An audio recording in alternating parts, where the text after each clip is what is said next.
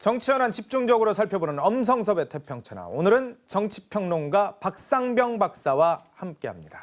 어서 오십시오. 네, 안녕하십니까. 네, 어제 안철수 전 후보가 해단식에서 처음에 애매모호한 문재인 후보 지지 발언을 한 것 같은데 네. 그러다 보니까 유민영 대변인이 다시 저녁에 긴급히 기자 브리핑을 했어요. 네. 안철수 전 후보, 문재인 후보 지지한다고 분명히 밝힌 건 맞습니다라고 재확인할 정도로 좀 논란의 소지가 있는데 이거 네. 어떻게 보십니까? 우리가 어떤 담론을 분석을 할 때에는 그 담론을 기획적인 측면에서 접근을 할 경우에는 다양한 해석이 가능하거든요. 네.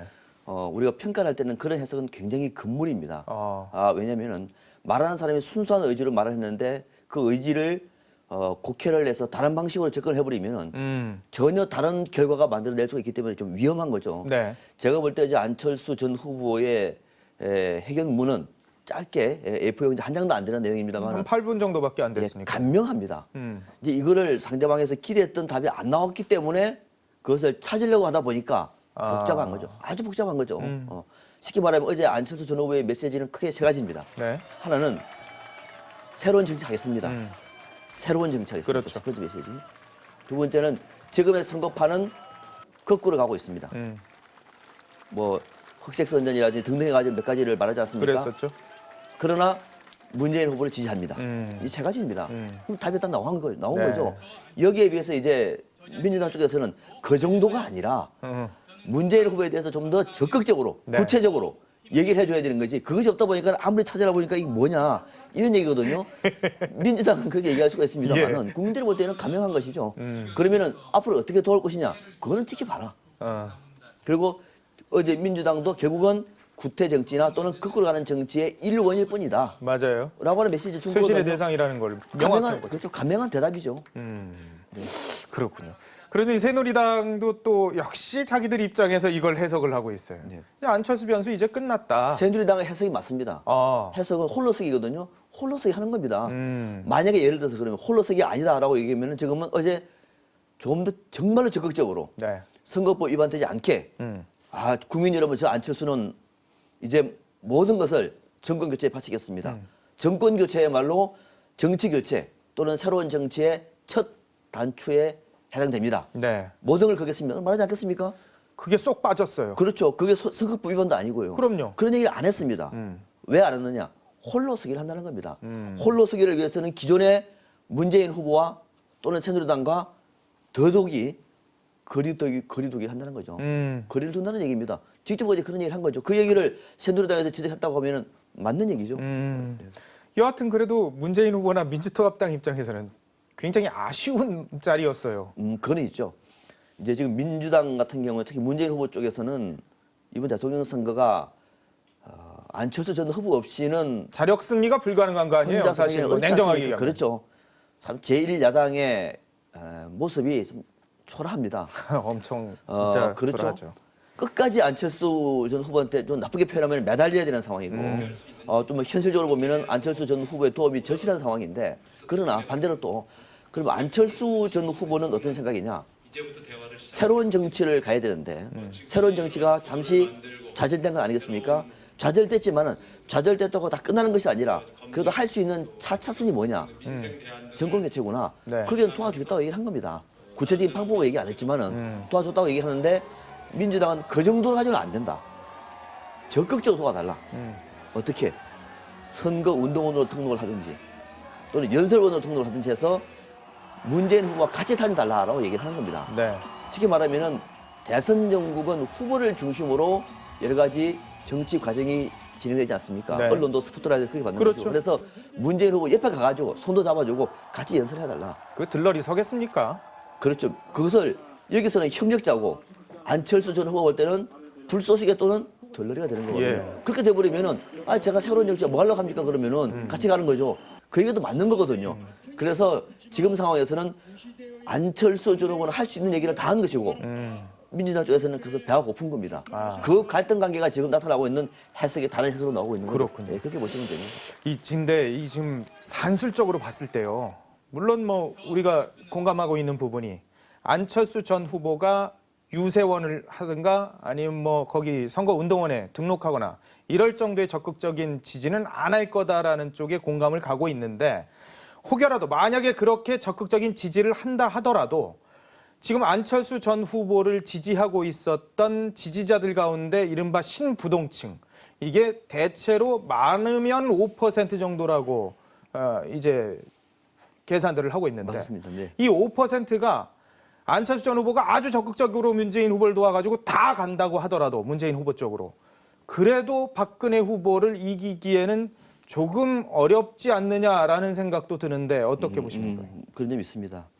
그러니까 지금 쉽게 말하면은 박근혜 후보의 표, 지금의 여론의 그 표를 따라가기 위해서는 방금 말씀하신 것처럼 신부동층이라고 얘기를 하지 네. 않습니까? 신부동층은 뭐냐면 기존의 부동층은 투표 자체에 관심이 없다든지 그렇죠. 예. 뭐 마프까지 한번 보고 네. 뭐 이슈가 있으면 하고 없으면 말고 이런 부류를 그렇죠. 얘기하고 신부동층은 강한 정치 개혁의 에너지를 갖고 있는데 안철수 전 후보가 중도에 사퇴해버리니까 자신도 잠정적으로 사퇴한 거거든요. 그렇죠. 이것은 나도 안 한다. 이것을 이제 신부동층인데 이 사람들 같은 경우가 어떻게 될 것인가. 아까 한 5% 정도 네. 전체적으로 된다고 했는데 저도 그렇게 봅니다. 한 3에서 5% 정도 될 것 같아요. 네. 이거는 당락을 바꿀 수 있는 거죠. 사실은. 그런데 이것이 그대로 안철수 전 후보의 지지자들 중에서 그대로 옮겨갈 경우에는 어떤 문제가 생기냐면은 표만 플러스 5가 되는 것이 아니고요. 네. 표 자체만 문재인 후보에 더하기 5%포인트만 되면 박빙이 되지 않습니까? 네. 초박빙이 되죠. 초박빙이 중요한 건 뭐냐면 투표율이 올라가는 겁니다. 아. 투표율 20대가 예. 30대가 이거는 무서운 거예요. 아. 투표율이 올라가는 겁니다. 상승 효과가 이게 승수 효과가 있군요. 그렇죠. 또 만약에 이 사람들이 예를 들어서 문재인 후보의 지지를 하지 않아 가지고 막판에 단 몇 표라도 박근혜 후보를 지지할 수도 있지 않습니까? 그렇죠. 그 표를 뺏어 올 경우에는 또 더블 효과도 있는 것이죠. 아. 그래서 그 표가 상당히 중요하다. 그러나 그것이 온전하게 갈 것인가? 저는 그렇게는 안 봅니다. 아마 안철수 전 후보가 아주 적극적으로 정말로 적극적으로 열심히 한다고 하더라도 5%포인트 많게는 그 정도 중에서 한 70% 정도는 갈 가능성이 있어 보입니다. 그러나 더 중요한 거는 안철수 전 후보가 그렇게 적극적으로 나서지 않습니다. 네. 그러면은 그 부동층의 표심이 크게 움직여진다라고 보기는 어렵다고 그렇군요. 생각합니다. 네. 아이고 안철수 전 후보가 입을 열긴 열었는데 입을 열었어도 여전히 깜깜이에요. 그냥 이분의 발언은 참 어려워요. 안철수 전 후보가 좀 말투가 좀 그런 것 같아요. 이게 간명하게 하지 않고 예. 두루뭉술하게. 왜냐하면은 자신의 위상이 불안정하면은 큰 그림을 그릴 수밖에 없어요. 그렇군요. 사실은. 예. 아마 그런 점도 아마 시청자분들이 이해를 하시면은 저런 어려움이 있구나. 누구든지 간명하게 말하고 싶지 않겠습니까? 그러나 그렇죠. 무소속에다가 부동층이 지지 세력이고 가야 할 길도 좀 모르는 상황이다 보니까는 네. 애둘러 어떻게 말하기가 좀 쉽지가 않은 것이고 또 정치적인 훈련을 한 사람이 아니거든요. 그러다 그렇죠. 보니까 아마 좀 그런 좀 한계가 있는 것이 아닌가 그렇게 봅니다. TV 토론 얘기를 좀 해봐야 될 것 같은데 뭐 앞서도 계속 얘기했습니다만은 사실 그 박근혜 문재인 사실상이 양자구도 아닙니까? 그런데 우리는 계속 안철수 전 후보 얘기를 하고 있고 오늘 TV 토론도 박근혜 문재인이 스포트라이트를 받아야 되는데 제3의 이정희 후보가 스포트라이트를 받을 것 같아요. 네, 네. 이제 오늘 주제가 아무래도 외교안보 통일 문제거든요. 예. 그러면은 지금의 새 정당, 물론 뭐 안철수 전 후보 쪽도 똑같습니다만은 서로의 정책적인 차별성을 부각시킬 수 있는 가장 큰 쟁점이 뭐냐라고 물으면은 다른 것들 중에서 물론 복지 문제도 있긴 합니다만은 외교안보 통일이 제일 크거든요. 북한 문제죠. 제일 크지 않습니까? 예. 그 문제가 올라오는 데다가 그 문제에 대해서는 극과 극이 올만합니다. 맞아요. 물론 이제 박근혜 후보 쪽에서는 상당 부분 좀 전향적으로 바꾸긴 했습니다만 그래도 지금 새누리당 정권이라고 하면은 새누리당과 신부당 같은 경우는 대부분 문제는 전혀 접근이 다르기 때문에 완전히 다르죠. 양쪽이 충돌한다. 네. 자, 어떻게 될까? 문재인 후보 중간에서 어떻게 해야 돼요? 그러니까 이게 뭐냐면은 이정희 후보가 어떻게 치고 나오느냐, 박근혜 후보가 어떻게 방어하느냐가 중요한 것 같고 이 과정 속에서 양쪽이 충돌돼 버리면은 문재인 후보 쪽에서는 설 땅이 별로 없는 것 같고 그렇죠. 양쪽이 잘못 싸울 경우에는 중립에서 균형을 잡을 수가 있는 거예요. 자, 국민 여러분 보십시오.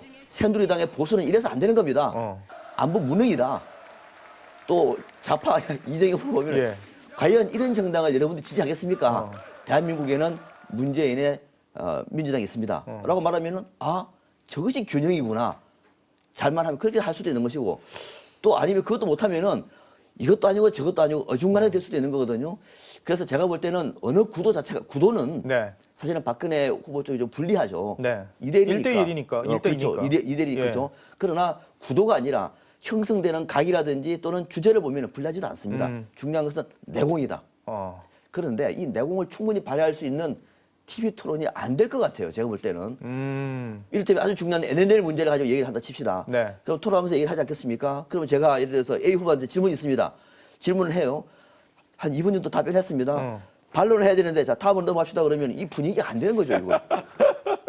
이렇게 분위기를 잡는 이거는 제가 보더라도 누구한테 도움이 안 되고 답답한 거죠. 아마 이렇게 되다 보면은 긴장감이 떨어지면서 국민들이 기대하는 것만큼의 좀 심층 있는 토론은 좀 안 될 것 같아요. 큰 변수가 되지는 않을 것 저는 그렇게 같다라는 봅니다. 생각을 하시는 거군요. 예, 지금까지 정치평론가 박상병 박사와 얘기 나눠봤습니다. 고맙습니다.